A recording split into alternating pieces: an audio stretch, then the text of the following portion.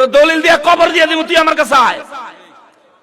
তুই এই সাধারণ পাবলিকের সাত দোহানো সিফাসাবাদ খেত জঙ্গল রাস্তা বাজারও তুই মানুষের দিকে কীর্তি। তোর যদি দলিলের দরকার হয় আমার কাছে আয়, সুন্নি আলেমদের কাছে আয়, মাহমুদুর রহমান চিশতির কাছে আয়। কথা বলেন ঠিক কিনা? দলিলের দরকার হইলে তুই আলেমের কাছে আয়, সাধারণ মানুষের কাছে যে কিসের দলিল চাও পুংডা? ঠিক কিনা বলেন?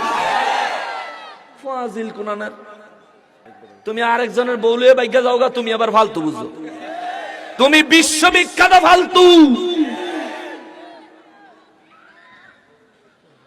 মুসলমানেরা রে, আমার পেয়ারা নবীর উম্মতেরা রে, ডোজটা কি বেশি হয়ে যাইতেছে? অ্যাকশনটা কি বেশি হয়ে গেছে?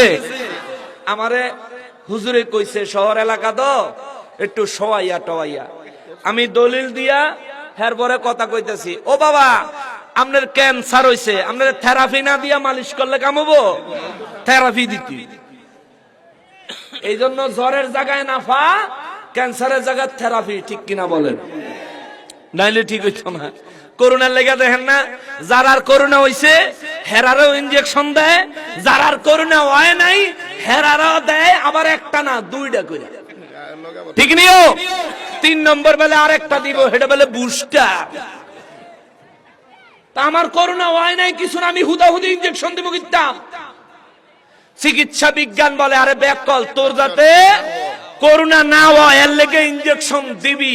বাতিলদের বিরুদ্ধে হুঙ্কার দিতে হবে আগে থেকেই, যাতে আমার ঈমানে ক্যান্সার না হয়, যাতে আমার ঈমান ডাকাতি হয়ে না যায়, যাতে আমার ঈমানকে চুরি করে নিয়ে যেতে না পারে।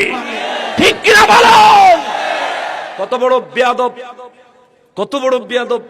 যেই বেয়াদব রাজ্জাক বিন ইউসুফ, এই বেয়াদবে কইছে আমার নবী হাসরের ময়দানে নবীজির নিজের নেক বেশি হয় না গুনাহ বেশি হয়, এই চিন্তায় নবী বেলে পেরেশান হয়ে থাকবে। এই সূরা বেলে কয়দিন আগে এনো আইতো লইছিল, কয়দিন আগে বলে এনো আইতো লইছিল, হবিগঞ্জের মুসলমান ঈমানের পরীক্ষায় উত্তীর্ণ হয়েছে, নবীর দুশমনকে হবিগঞ্জে আসতে দেয় নাই। মারহাবা বলে ঠিক কিনা বলুন? এইভাবে প্রতিহত করতে হবে, এদেরকে শক্ত হাতে প্রতিহত করতে হবে। যে আমার নবীর শানে আঘাত করবে তারে জুতা দিয়ে পিটায়া ঠিক করে ফেলানো হবে। যে আমার নবীর প্রেমিক হবে, নবীর শানে কথা বলবে, তার জুতা প্রয়োজনে আমি আমার মাথায় বহন করব, তার জুতা আমার মাথার তাজ। নবীর দুশ্মনী করবি, আলেম বুঝি না, জালেম বুঝি না, এমপি বুঝি না, মন্ত্রী বুঝি না, সরকার বুঝি না, জাতিসংঘের প্রেসিডেন্ট বুঝি না, নবীর দুশ্মন মানে তুই আমার দুশ্মন। চান্স পাইলে কল্লা নামায়া দেব।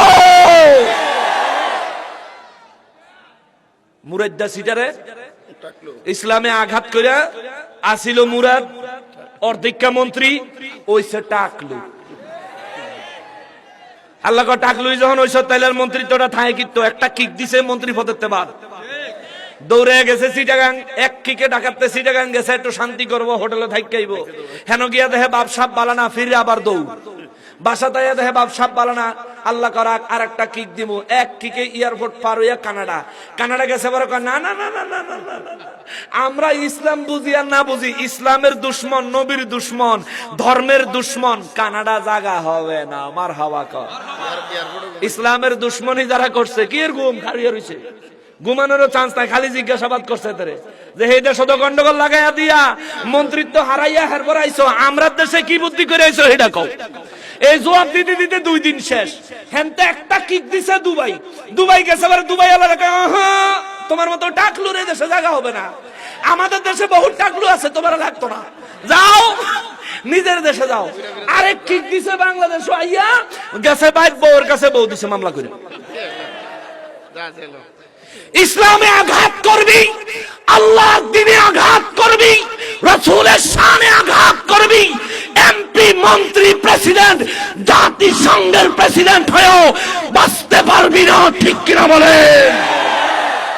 তাইলে তো নবীজি দেখছে, এটা প্রমাণ হয় না। এই বাদাইমা, তিরমিজি শরীফের হাদিস শোন, কোরআন শরীফ থেকেও দলিল দিব।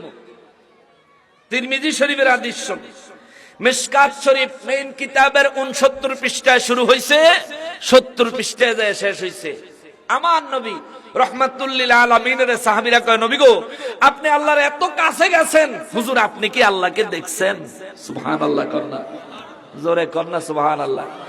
এই হবিগঞ্জের মানুষ কি জোরে কন্না সুবহানাল্লাহ। আওয়াজ দিলে জায়গাটা কাটতে উঠবো। আর এই কি কথা কয় না? দুনিয়ার মানুষ কথা কই তুই বাতিলের মোকাবেলায় ঈমানকে সব সময় মজবুত ভাবে উপস্থাপন করতে হবে, ঠিক কিনা বলেন? কত বড় সাহস! শাহজালালের দেশে, আউলিয়া কেরামের দেশে, ওলি আল্লাহদের দেশে, সুফিদের দ্বারা আনিত ইসলাম যে দেশে প্রতিষ্ঠিত হয়েছে, সেই দেশে যারা নবীর শানে, আউলিয়া কেরামের শানে যারা আঘাত করবে, আল্লাহর কসম মামুনুল হকের মতো বেজ্জতি হবে। তোদেরকে আল্লাহ ধ্বংস করে দিবে। খেয়াল কর, এদিকে দেন, দেন এদিকে দেন। বুড়া মানুষই আজকে ব্যস্ত জমুগা। খেয়াল করেন, এই কাছে আইলাম, আর কাছে আসা যাইব, আর কাছে আউন যাইব, আর কাছে আল্লাহ কয় আও আদনা, আরো কাছে। সুবহানাল্লাহ কইতেন না? জোরে কইতেন না? হে মিয়া জোরে কন্না সুবহানাল্লাহ। আল্লাহ কয় আরো কাছে। এতটা কাছে আসার পর যদি আরো কাছে হয়, আরো কাছের অর্থ হইল একজন আরেকজনের ভিতরে মিশে যাওয়া, একজন আরেকজনের ভিতরে হারিয়ে যাওয়া। অর্থাৎ আমার নবীর আল্লাহ কাছে নিতে নিতে এত কাছে নিছে, নবীজিকে আল্লাহ নিজের কুদরতের ভিতরে ঢুকাইয়া নিছে। আল্লাহু আকবার। এরপরে আর কিরে চাস বাদাইম্মা? এরপরে তুই কি কর? কোন নবীর শানে কথা কস? তোর আন্দাজ আছে রে সোর? তোর আন্দাজ আসেনি কোন নবীর সম্পর্কে কথা কস? যে নবী আল্লাহর কাছে গেছে, আল্লাহ কাছের থেকে আরো কাছে, আও আদনা, আরো কাছে। অর্থাৎ আমি আমার হাবিবের ভিতরে, আমার হাবিব আমার ভিতরে। আল্লাহু আকবার। আমার নবী বলেন, আমাকে আল্লাহ যখন মেরাজ নিয়েছেন, নিতে নিতে এত উপরে আল্লাহ আমারে নিছে, মানুষের আমল যেই খাতায় লেখে, কলম দিয়ে লেখার সময় কলমের যেই সামান্য শব্দটা হয়, আমি নবী স্পষ্ট ওই শব্দটা আমার কানে সরাসরি শুনেছি। সুবহানাল্লাহ। তাহলে নবীজির মেরাজ কি শুধু মসজিদে আকসা পর্যন্ত, না আরশে আজিম পর্যন্ত? কথা বলেন, কোন পর্যন্ত? কোরআন শরীফে বর্ণনা আছে না নাই? জোরে বলেন না কেন আছে না নাই? যারা মানে না বুঝতে হবে, হয়তো তারা জানে না, নয়তো তারা ইহুদিদের দালাল, ঠিক কিনা বলে? চোর শোনে না ধর্মের কথা, এরা হলো ঈমান চোর। যত দলিল দিবেন এই চোরেরা মানবো? মানতো না। যত দলিল দিবেন, খালি বুখারী বুখারী কয়ে লাফাও। বুখারী শরীফ থেকে দলিল দিলাম। আমার নূর নবী রাহমাতুল লিল আলামিন বলেন, সুম্মা উরিজা বি হাত্তা যাহারতু লিমুস্তাওয়ান আসমাউ ফিহি শরীফাল আকলাম। আল্লাহু আকবার। তবু যারা মানবে না, বুঝতে হবে এরা নসিব হেদায়েত, হেদায়েত, হেদায়েত। আল্লাহ তা করে হেদায়েত দেখ। জোরে কর না, আরো জোরে কর না। আল্লাহ তা করে বুঝার তৌফিক দেখ। আরো মহব্বতে পড়েন আমিন। মুসলমানেরা রে, আমার প্যারা নবীর উম্মতেরা রে, নূর নবী রাহমাতুল লিল আলামিন যখন বললেন, সাহাবীরা রে, ও সাহাবীরা, আমার আল্লাহ আমার এত উপরে নিছে রে, কলম যে লেখে, লেখার শব্দটা আমি নবী স্পষ্ট ক্লিয়ার শুনছি। আমার নূর নবী রাহমাতুল লিল আলামিন রে, আল্লাহ কয়, নবী গো, যেইটা মানুষের আকলে বুঝে আইব, জ্ঞানে বুঝে আসবে, যেটা মানুষের আকল ধরবে, আকল বুঝার মতন ক্ষমতা, যে জিনিসটা বুঝার মতো ক্ষমতা মানুষের আকল রাখে, ওই জিনিসটা আপনি বলছেন।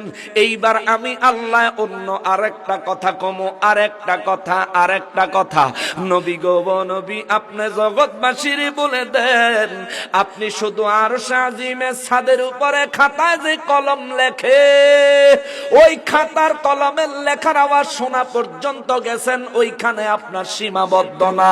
ওই জায়গায় যায় আপনি থাইমা যান নাই, সেখান থেকে আরো উপরে আপনারে আমি আল্লাহ নিয়ে আইছি। আল্লাহ গো ও আল্লাহ, কোন কথায় উম্মতের কইয়া কোন বিপদে আমার উম্মতের ফালাই। আমার আল্লাহ কয় বিপদের কথা না, মেরাজে আপনারে যা দেখামু এটা আপনার উম্মতের জন্য পরীক্ষা, পরীক্ষা, পরীক্ষা, পরীক্ষা। আপনার উম্মতেরা যারা আপনার মেরাজকে মানবে ইমানদার, যারা মেরাজকে অস্বীকার করবে তারা বেঈমান হয়ে যাবে। কথা বলেন ঠিক কিনা?